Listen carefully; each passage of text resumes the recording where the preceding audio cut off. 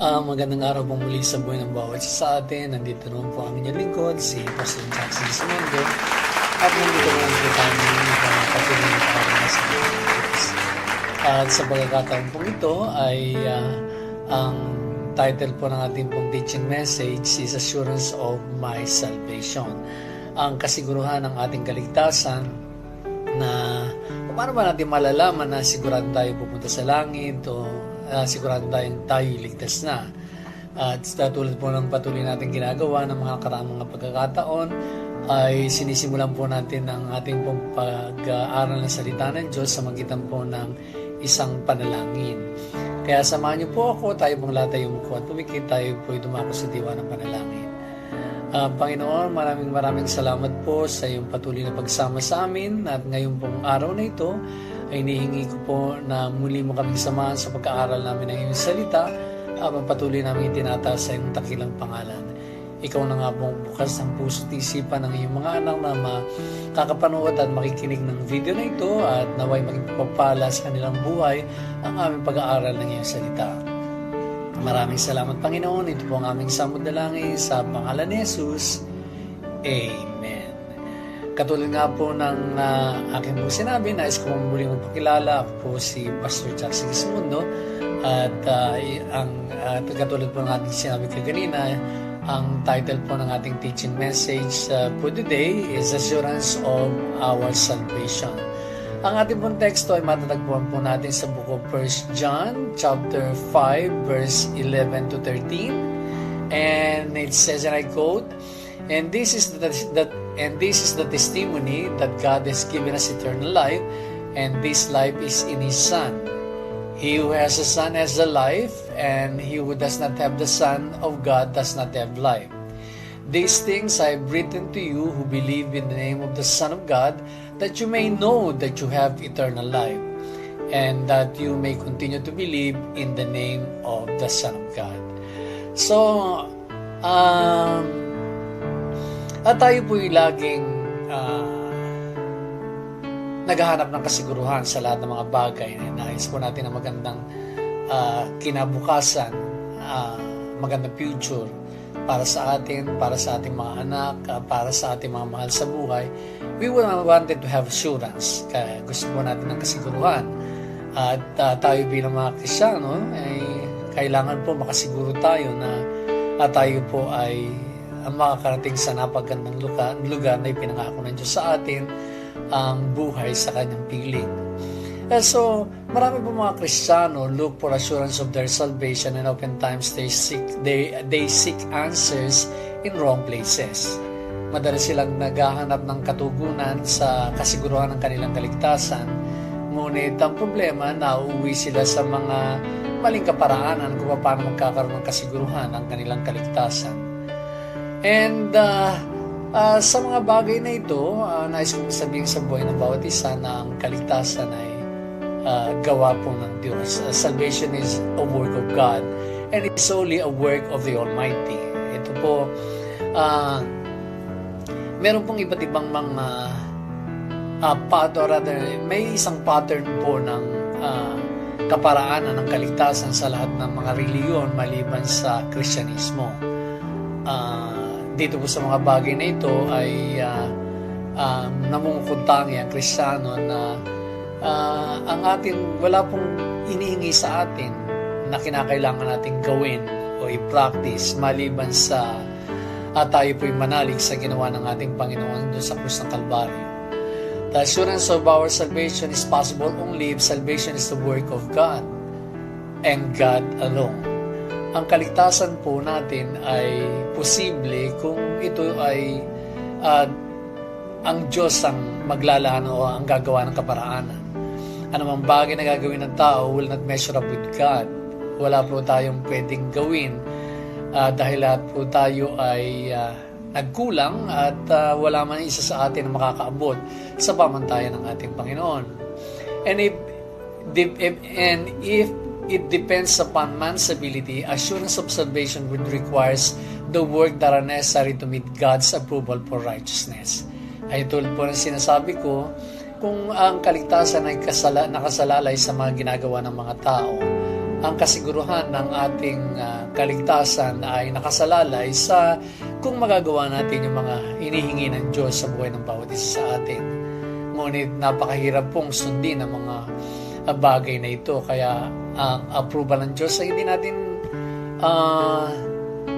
makakamtan sa magitan ng ating mga sariling gawa. Tungayan po natin ang Book of Ephesians chapter 2 verse 8 and 9, and it says, and I quote, "For by grace you have been saved through faith, and this is not your own doing. It is a gift of God, not a result of your work, so that no one may boast." Kaya po malinaw po sa sinasabi ng banal na kasulatan, ito po ay regalo ng Diyos, gawa ng Diyos, hindi po ito resulta ng ating po mga pinaghirapan, para po wala isa man sa atin na makapag-boast laban sa Diyos. Let us look at some of the truths in the Word of God that shows us that may kasigurahan ang ating kaligtasan. And we can be sure that we are saved and will be spending eternity with our Heavenly Father. Una pong assurance, kasi ito po yung hinihingi natin. Siguro tinatanong ng iba, paano malalaman na ikaw ay papunta sa langit? O paano malalaman na ikaw ay ligtas? There would always be way, and God have provided them all. Ang una po natin pwedeng panghawakan na tayo po ay ligtas is that the assurance of our salvation is based on God's promises.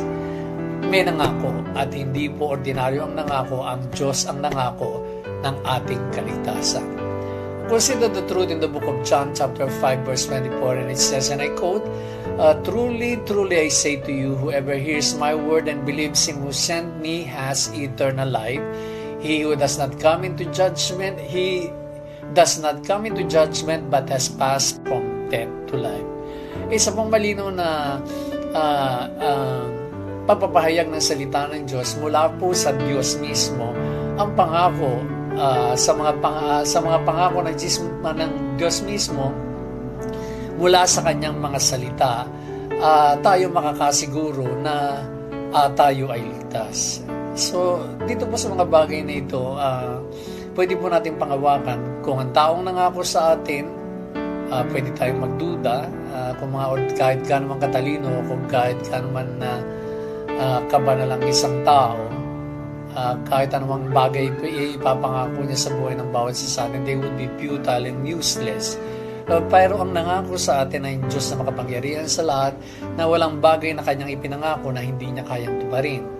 Kaya nga po mula po sa salita ng Diyos, pwede po natin panghawakan ang isa sa mga assurance natin na tayo ay ligtas ay ang mga pangako ng Diyos sa buhay ng bawat isa sa atin. At ang mga pangako nito ay kinasihan ng mga miracles and wonders upang tayo ay maniwala na sa pamamagitan ni Jesus mararanasan natin ang ating kaligtasan. At ang sabi nga ganito rito sa John chapter 5 verse 24, "That I say unto you, whoever hears my word and believes him who sent me has eternal life." So, ito po ay kasiguruhan sa buhay ng bawat isa sa atin, mayroon tayong kaligtasan. In John chapter 10 verse 28 to 29, "I gave them eternal life, and they will never perish, and no one will snatch them out of my hand. My Father who has given them to me is greater than all. No one can snatch them out of my Father's hand." So, isang bagay na kasiguruhan na ang sabi pong ganito rito ay wala po makakaagaw sa atin sa kamay ng Diyos. So, sa lahat mo na nakikinig at nanonood ng video na ito, nais ko pong ibigay sa inyo ang unang bagay na kasiguruhan na ikaw ay ligtas. Ito po ay pangako ng Diyos. Kung ikaw ay hindi naniniwala na ang salita ng Diyos, ang banal na kasulatan na hindi salita ng Diyos, wala ka nang pwedeng iba pang panghawakan. Ngunit tayo bilang mga Kristiyano na naniniwala na ang banal na kasulatan ay salita ng Diyos, tayo po ay naniniwala sa mga bagay na nakasulat dito, na ang Diyos ay nagsalita sa iba't ibang tao, na ang Diyos ay nagsalita sa magitan ng kanyang bugtong na anak, na kung sino man ang mananalig sa kanyang ipinadala, sa kanyang bugtong na anak at sa ginawa nito sa krus ng Kalbaryo, makakaranas ng kanyang kaligtasan. In the book of John, chapter 1, verse 12, and it says, and I quote, "But as many as receive Him, to them He gave the right to become children of God, to those who believe in His name." Ang pangalawa pong assurance natin, ang ating kaaligtasan, is that the assurance of our salvation is based on the person of Christ. Consider John chapter 11 verse 25 to 26, and it said, and I quote, "Jesus said to her, I am the resurrection and the life. Whoever believes in me, though he die, yet he shall live, and everyone who lives and believes in me shall never die. Do you believe this?" So, dito po mula sa mga talatang ito, makikita po natin na marami pong mga tagapamuno ng iba't ibang reliyon na sila po ay nabuhay, ngunit hindi namatay, ngunit hindi na po muling nabuhay. Ngunit isa po pwede natin panghawakan ng kasiguruhan na meron tayong kaligtasan. May nauna na po na namatay at muling nabuhay, at ngayon ay nasa kanang kamay ng Ama sa Langit. Walang iba kundi ang ating Panginoong Hesus. Alam niya ang paraan, alam niya ang daan, at siyang daan, at ang bukod tanging daan ng ating kaligtasan. Alam niya kung paano ililigtas ang kanyang mga hiniran. So, sa magitan ng mga bagay na ito, makikita po natin na maraming bagay na ginawa ang Panginoon sa buhay ng bawat isa sa atin, sa mga ginawa niya sa krus ng Kalbaryo. Siya yung ating mga naging katwiran. Tayo na mga naging makasalanan na nangangailangan ng kaligtasan, hindi po natin kayang ibigay ang hinihingi ng Diyos para tayo maligtas. What God requires, He provides. So, hinihingi niya na rather, nais siya na tayo maligtas, siya rin po ang gumawa ng paraan. At ang paraan na ito ay sa pamamagitan ng kanyang bugtong na anak. He become our righteousness. So, tayo na makasalanan na hindi mo na po kinakailangan pagdusahan ang iyong kasalanan, at sisiguraduhin ko sa iyo na kung naniniwala ka sa mga ginawa ni Jesus sa krus ng Kalbaryo, siguradong hindi ka makakaranas ng buhay sana naglalagablab na apoy ng impyerno. In the book of John chapter 3 verse 36, and it says, and I quote, "He who believes in the Son has everlasting life, and he who does not believe the Son shall not see life, but the wrath of God abides in him." Malinaw po sa mga salita ng Diyos na kung sino man po nananalig sa ating Panginoon, merong buhay na walang hanggan. So, may nagbayad na po ng ating mga kasalanan upang makasiguro tayo na tayo pupunta sa langit. Kung tayo po ay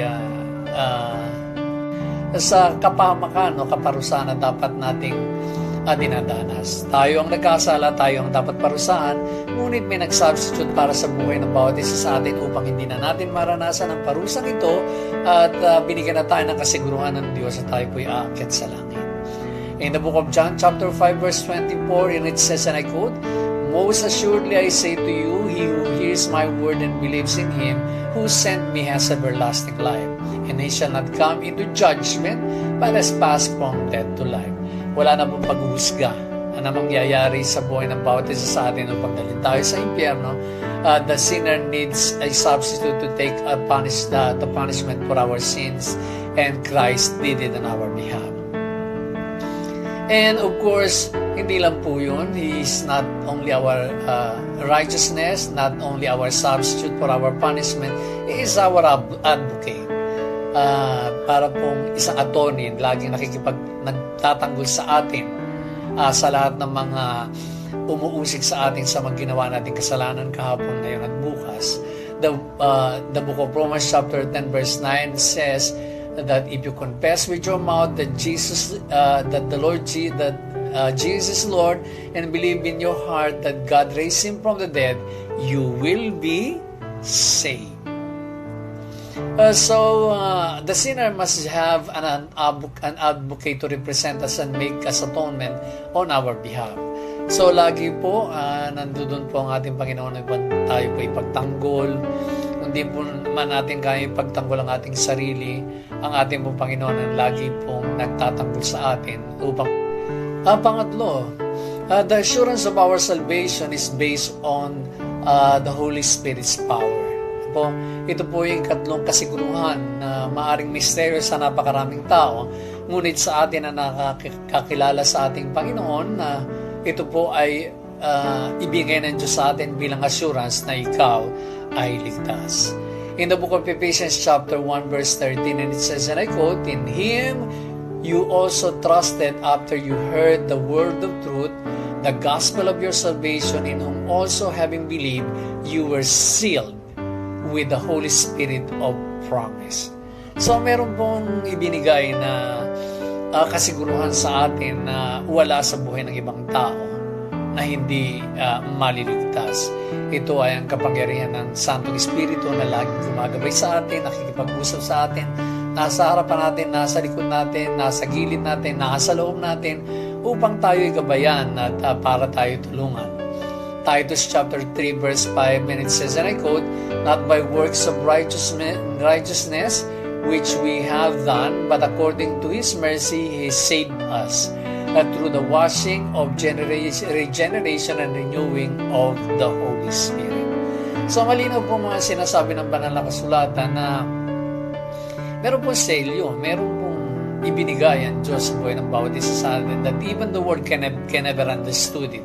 Only those who have been ordained and who have been sealed it would be able to understand it. Kaya nga po may warning sa atin ng book of Ephesians chapter 4 verse 30, and it says, and I quote, do not grieve the Holy Spirit of God, by whom you were sealed for the day of redemption.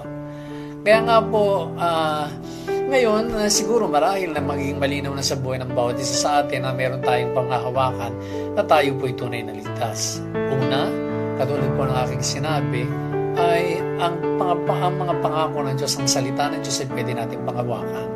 Pangalawa, pwede natin panghawakan ang ginawa ni Jesus sa krus ng Kalbaryo.